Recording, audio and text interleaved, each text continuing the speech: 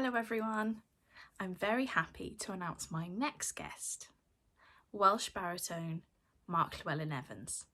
I had the pleasure of meeting him a few weeks ago. Please take a listen to our interview. Brilliant. So my first question is, when did your passion for music come to light? Have you always known that it was something that you wanted to go into? No, I wanted to be a chef.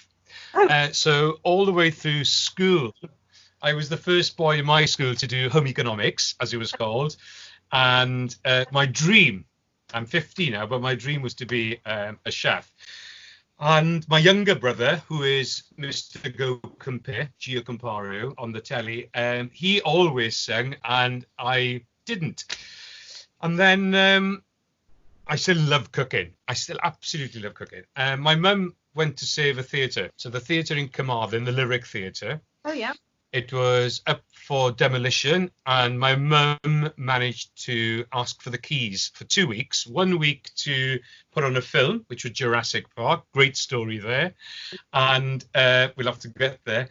And the other one was to put on Jesus Christ Superstar. And I suppose during the time that she was in the theatre, we'd always been taken to see musicals of them, but I had a bit of a magic of the theatre and whatever. We did a Saturday morning show for children called the Junior Showtime Band, where my brother played the piano and I was the front man and whatever.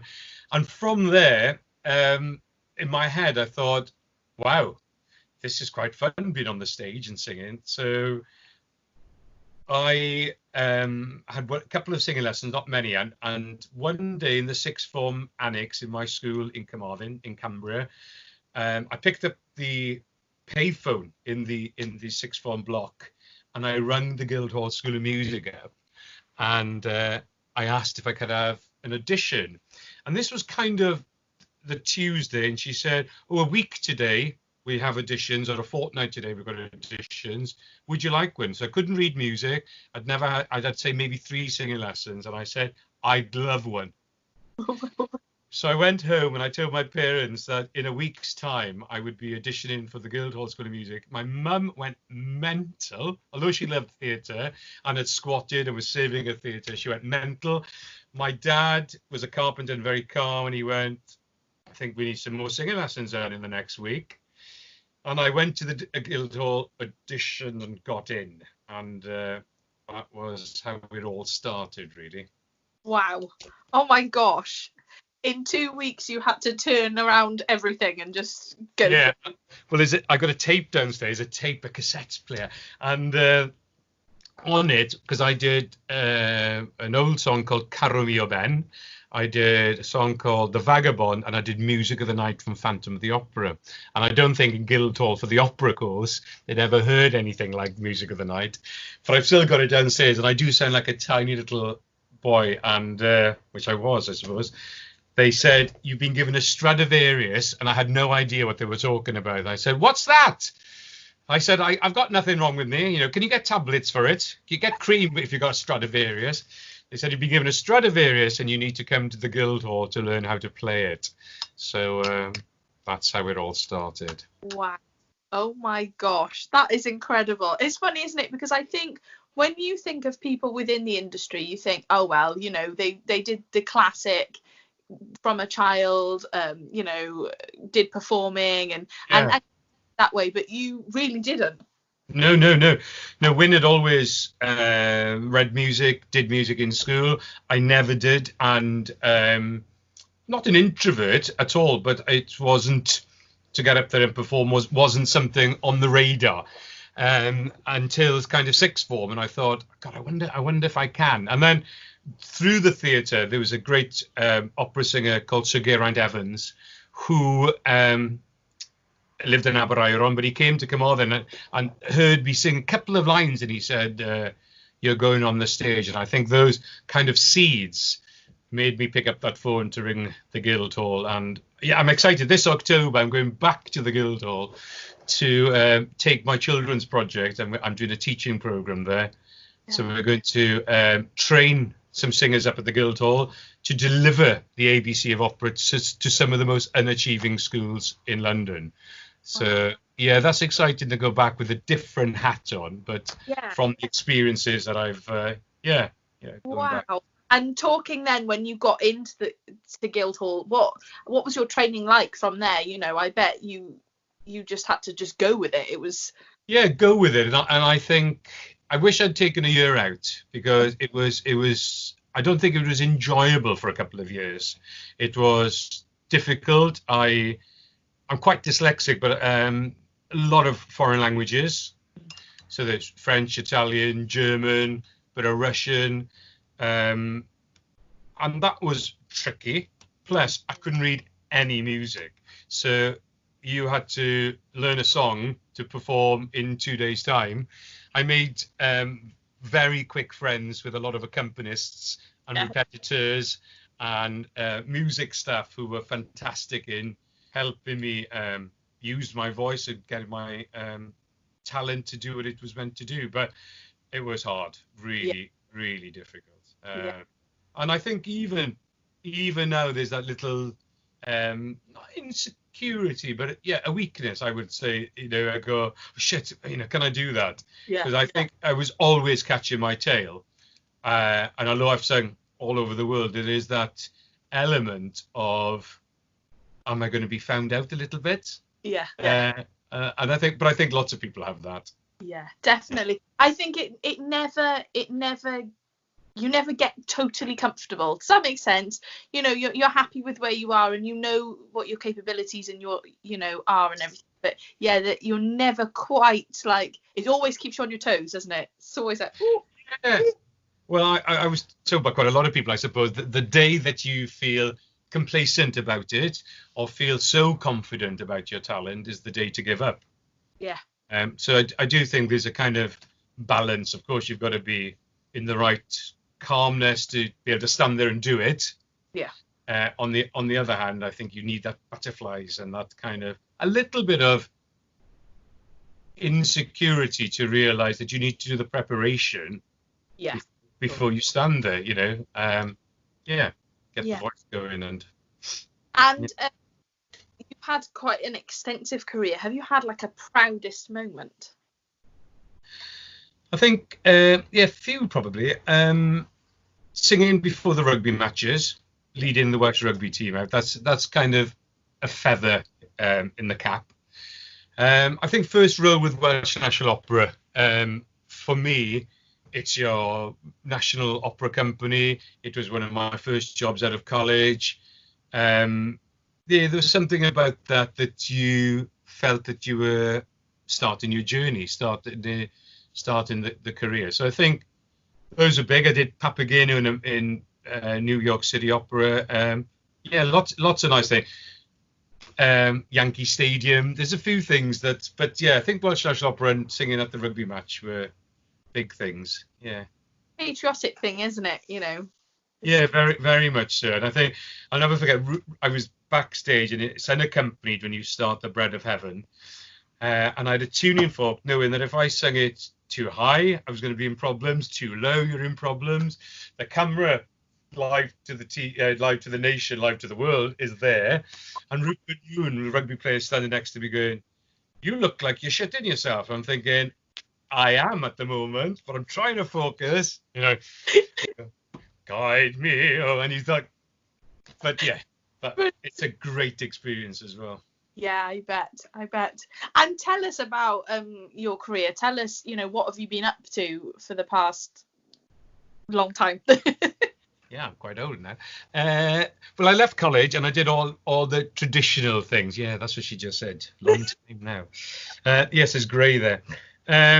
So I went to the opera company, Scottish Opera, Opera North, Welsh National Opera, English National Opera, Royal Opera House, and did a lot of the Mozart roles. And then from there, that was kind of over 10 years, and learned my craft. But I'd always wanted to kind of do a bit of a one-man show. So I went to the Pheasantry Club in London and out to New York and to the Rainbow Room and lots of really fantastic cabaret scenes. And did my one-man show, number one album, and single with the Welsh Guards that came #1 to raise money for the soldiers in Afghanistan. But a movie, I did Game of Shadows with Jude Law and Robert Downey Jr. And then I went through divorce, and for me, I think everything kind of fell apart, and I stopped singing for a while, and I couldn't really see the purpose. And I think for the last 10 years, it's been a bit like that, thinking, I didn't want to do opera for some reason. And then 5 years ago, I came up with this idea of delivering my passion, opera, to the next generation, to children. And I just wondered, I thought, having done all I've done, is there any way, my passion is storytelling, my passion is the voice, could I tell the story of opera, not operas, to primary school children to ignite their passion? And perhaps, it was a really small little seed at the time, could I tell them and teach them the curriculum through the story of opera? And yeah, 5 years on. So. Oh my gosh, amazing. I bet, like, so have you started doing that now? Yeah. So 197 schools, a 4-book deal. I don't know, is it here? Yeah, here. Here's a book. 4-book deal. And the first book is up for Children's Book of the Year. So the idea is the ABC of opera, the Academy of Barmy Composers. So the 2 children from Pontrigorffennol, which means bridge to the past. 2 children cross the bridge in their village to go and visit the old music hall that's been locked up for many years. And they enter the building. Well, we could read a bit. It says here, across the bridge and up the winding road that climbs high above the village of Pontrigorffennol stands a sad, boarded-up music hall. It once filled the heart of the villagers with joy and laughter, but these days only the wind rattles and stirs the eerie old building. So Jack and Megan, 2 best friends, are determined to go inside and investigate the building, and they enter and their hearts beat like large timpani drums, etc. And they fall through the floorboards and they wake up Trunk. And Trunk, you can see there, what would that might be? Trunk is the custodian of opera, but he'd been locked in the music hall in Wales. So when he wakes up, I opened my lid when I heard you calling for help. The children looked at each other. Let me explain. 40 years ago, at the last performance in this music hall, I was accidentally locked away down here in the basement. Since then, I've been all alone, but we don't have a hemi-demi semi-quaver to waste. So he tells them that he needs to travel back home. And it's to Florence, to 1597, to the day that opera was invented. So they arrive at the Academy of Barmy Composers, where we meet Professor Perry, the inventor of opera, Maestro Monteverdi, Too Hot to Handle, Perfect Purcell, Doc Blow, and it's a big party. And every composer has a foible. Every composer has something to overcome. So the children have to learn kindness, health and well-being, geography, food. They go into the land of pizza, pasta, a land that's shaped like a boot. So the whole thing is curriculum-based and education. And it's all fun and games until Oliver Cromwell arrives. And cruel Cromwell, all of a sudden, the academy doors burst open and in storms an army of soldiers dressed in flame red uniforms and helmets that look like upside-down saucepans. And cruel Cromwell, in history, bans everything except opera. And because opera means to work, he allowed it, the Puritans allowed it to happen. So end of book 1, the Academy say that Cromwell may have kept us, but opera is going to disappear. And Jack and Megan decide that they're going to take up the mantle to save it. So they go home. End of book 1. There's a lovely little letter at the end. End of book 1. Cari amici, because it says here, did that really happen? Asked Megan, trying not to doubt their adventure, though it seemed impossible. We can't let opera disappear. We won't, Jack. Just remember what they said. ABC. Anybody can. And we can together. By the time you read this letter, you should be safely home, having survived another of Trunk's disastrous landings. The way you protected us against cruel Cromwell leaves me with no doubt that you are the chosen ones who can save music, stories, and the Academy of Balmy Composers. We will miss you here, but always go with kindness, my opera heroes. Until we meet again, Professor Perry. So book 2, which is classical, we meet Windy Wolfgang, Tortellini Rossini, Bilious Beethoven. 3 is the Romantic period, where we go to the underworld of Wagner. So there's Wagner and Viva Verdi, Puccini.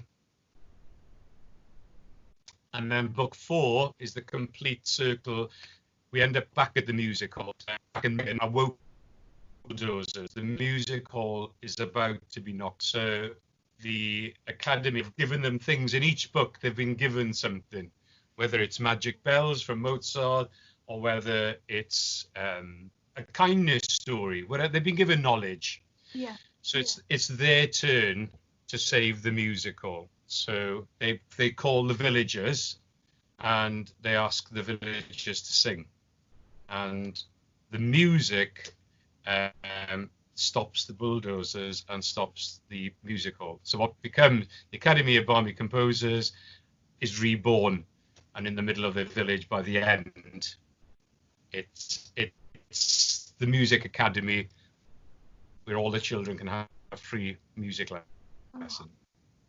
I love that. So that's the journey. So the workshops is where it all started. From the workshops, the children and the schools asked me could they have more. So then I was offered a 4-book deal. Book 1, as I said, is out, and I've just seen the translation. It's gone into Welsh, and we're just negotiating as well about it going into German at the Mozart Conservatoire in Salzburg. Oh my gosh! Wow. Yeah. So.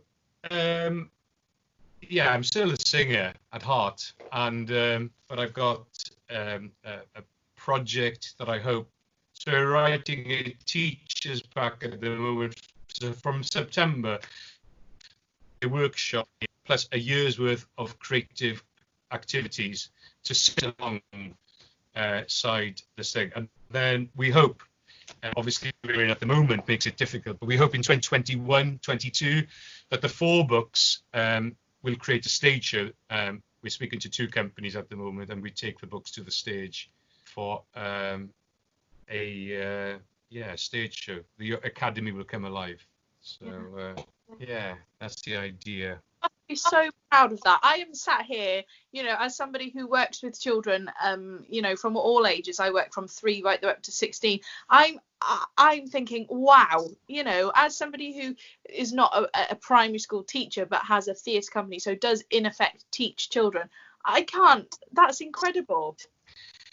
Yeah, look, it's been a really hard journey, and because I gave up singing to not gave up I gave up most of my singing to drive this project, and I really haven't been able to pay myself a salary. I mean, I've lived on about 8,000 quid for 3 years, and I just hope now that not that I've backed the right horse, that it comes to fruition, because it's a global project really that should have it's a kind of Harry Potter of classical music, where the Academy is kind of Hogwarts, but we have also incredible music, and each character, there's the first ever French opera composer was a guy called Lully, but we call him Luckless Lully because the baton that the conductor uses hadn't been invented. So when he was around, he had a beating stick, and he hit his foot with a beating stick. We can see there. So So we get here, suddenly Perry and the children heard crashing, banging and shouting in yet another language coming straight towards them. A disaster was heading their way. Tables, chairs and ornaments flew in every direction as the newcomer rushed in, waving 2 crutches high in the air. Oh mon Dieu, Monsieur Luckless Lully, oh quel disaster! Lully wiped away his face with an already dripping handkerchief before noticing the children. Ah, bonjour, mes petits pois. My apologies for my late arrival, but I bumpety-bumped into cruel Cromwell, and I had to hot-foot it. Not as easy as you can see, Lully said, pointing to his already swollen foot. Who is this cruel Cromwell? The children asked. With any luck you will not find out, but he dislikes anything that might be fun. So each character, but I want them to jump off the page. I mean, I can see them on the stage, and I just hope it. Yes, it's exciting. It's tough. I just hope that we get to the next part of the journey. Really. Gosh, I hope so too, because that sounds amazing. That sounds so brilliant. I can imagine children just relishing it, you know, loving every aspect of it. Like you say, the storytelling, you know, the pictures within the book, the messages that it's sending, you know, the learning, the creativity, everything about it. It sounds amazing. Yeah, well, it's so much of it is about the idea at the academy that nobody at the academy can do it on their own. It's about working together. So opera came about by a group of people in Florence, who, Galileo being one of them, everybody around the table all had different skills. So there was mathematicians, there was actors, singers, astrologers, many people. So there was a guy called Count Giovanni de Bardi who funded it all.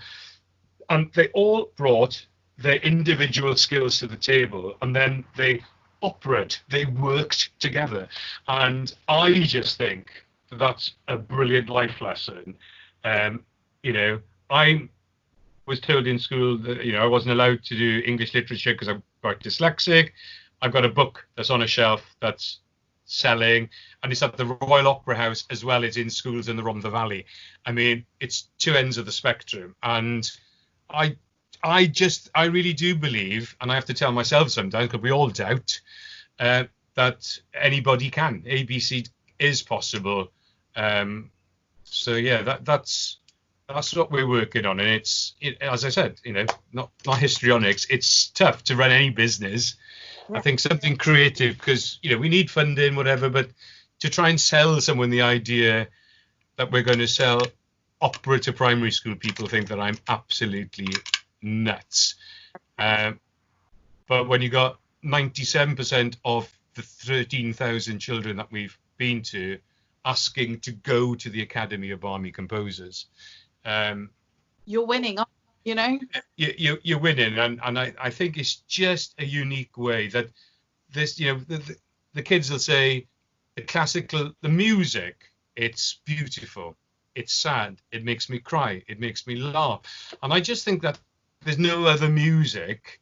You know, I love musical theatre, I love folk music, my daughter played a lot of pop music, but there's something about that music that is deeper. It has more colour to it. It has more, you know, there's somebody like Mozart who couldn't keep still, who was obsessed with flatulence wherever he went, and he was just naughty. But the idea that he could sit down and write music that 300 years later still brings us to tears, still makes us cry, and still inspires us. Yeah. There's something about that, you know. Will some of the musicals be here in 500 years' time? I don't think so. But some will be. And I just think that there's something about it. And how they grew as well. You know, the opera initially started with a harpsichord and a couple of instruments. And there's a lot of ballet, a lot of spoken. And it's just bit by bit grown. And we can grow like that music did. I think that would be really exciting. Absolutely. Oh my gosh. Well, I am 100% behind it. I think that's incredible. So we talk now a little bit more about your singing career. So have you ever had a favourite, I don't want to pick a song, but yeah, like a go-to song that's always been something that you've loved to perform? Yeah, well, I suppose the song that I did with the band of the Welsh Guards, I did a song called Tell My Father, which is from a musical. And that, for many years, one, raised a lot of money, but two, became a bit of an anthem, really. I think I did it, and it was one of the last things my own dad heard me sing. There's something about it that's just very poignant, just the words in it, what we're all here, we're only here to pass through. But we're here, as we pass through, we must leave a message of kindness. An autistic lad said to me once in his school after ABC, he said, we're here to punch the earth with kindness. Wow. And to leave it with an imprint of positivity. And yeah, I just, I think that's what it's all about. I loved doing Magic Flute for Welsh National Opera and various others. Papagenos are great, but I think there's something about that song that's, very poignant. And has there a venue that you've loved performing in? Yeah, there's quite a few. St David's Hall is fantastic. The new Wheelers Millennium Centre. Symphony Hall, Birmingham. There's lots. In Hong Kong, there's the Festival Theatre. Amazing. It's usually somewhere that's got wonderful acoustics. Because as a classical singer, normally, not always, normally you're not mic'd up. So when you arrive and the acoustic makes you feel that you can just sing without having to do much, that suddenly makes you think, oh, that makes my job easier.